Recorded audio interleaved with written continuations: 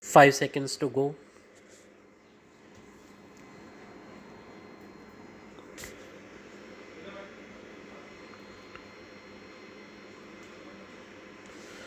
Start.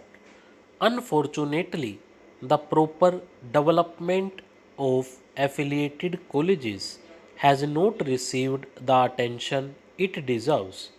The vast majority of them is in the private sector and is subject to its strengths as well as weaknesses.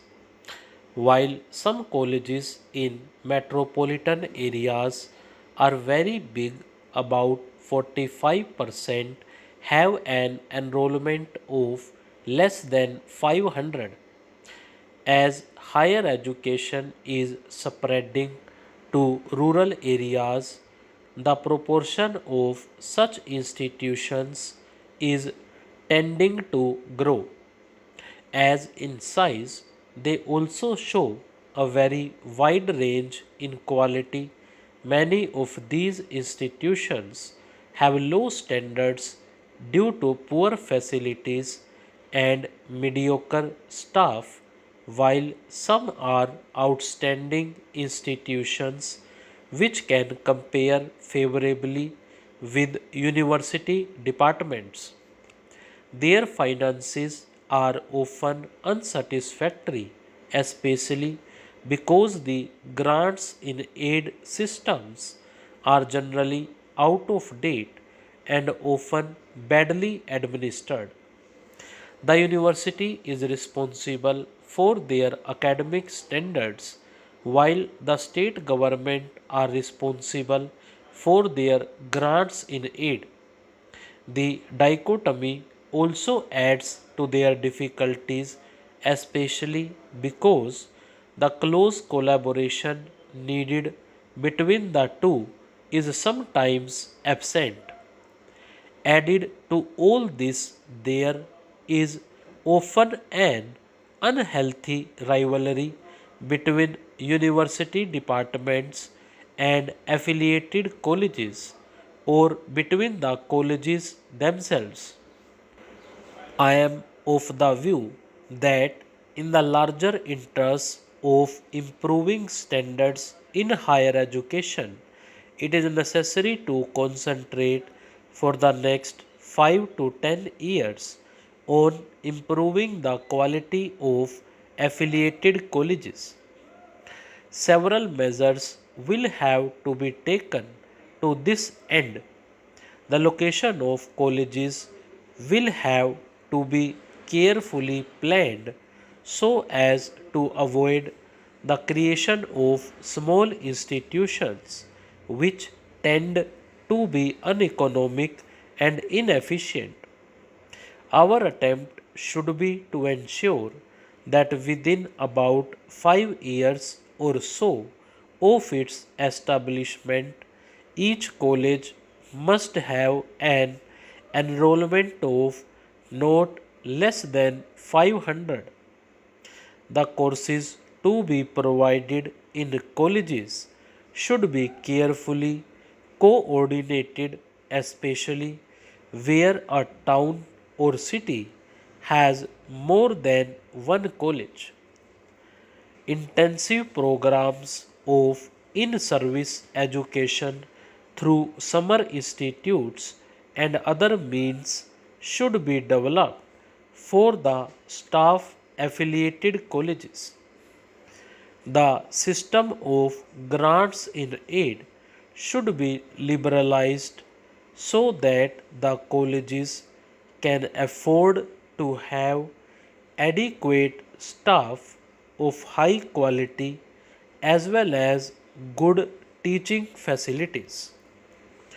The universities should strive to assist the colleges to supplement their facilities through common programs, and a much closer liaison should be built up between the universities and state governments in a common program to improve standards of colleges in the country.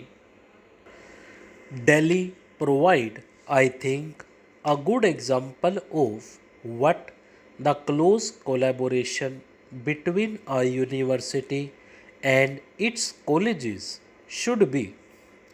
All colleges, including those set up by government, are under the control of their own autonomous bodies. The remuneration qualifications of teachers in the colleges and universities is the same, and methods of recruitment are similar. The teaching programs are very well coordinated. The grants in aid is liberal and is given by the University Grants Commission on the recommendation of the university. The results of this approach have been outstanding, and the Delhi colleges have given a much better account of themselves than in many other areas. It would be a good thing if the Delhi model is adopted elsewhere also, in other metropolitan areas and big cities in the first instance, and then generalized to other areas in the light of experience gained. It would be untrue to my part as a university man if I did not share with you some of my ideas about the chief concerns of a college as a center of higher education in its educational work. The first thing that comes to my mind is its concern for the individual and the spiritual. This may sound a little out of fashion, but I feel it is a vital concern. There is a dangerous tendency to neglect the things of the spirit in the overemphasis on material welfare. The final justification of education is an enrichment of life for individual human beings and the full development of their spiritual potentialities. Whatever else the college may or may not do, education in this sense should be its first concern. Its second main concern should therefore be to organize its work as to make the realization of this educational aim possible.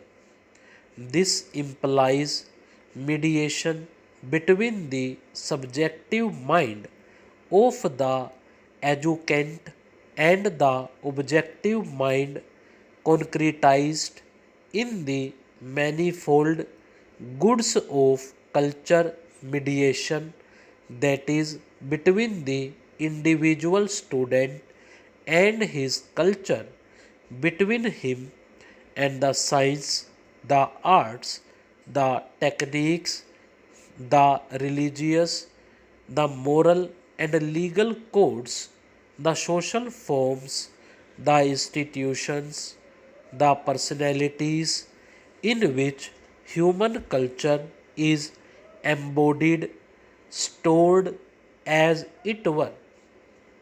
But every mind cannot get its nourishment indifferently from any goods of culture. There must be a correspondence between the mind to be educated and the mind embodied in the goods of culture.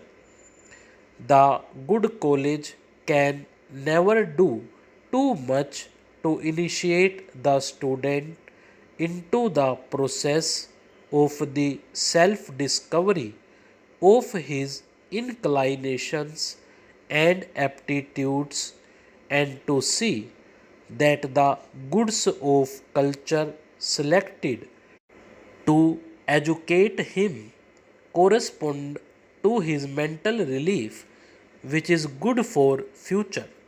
Stop.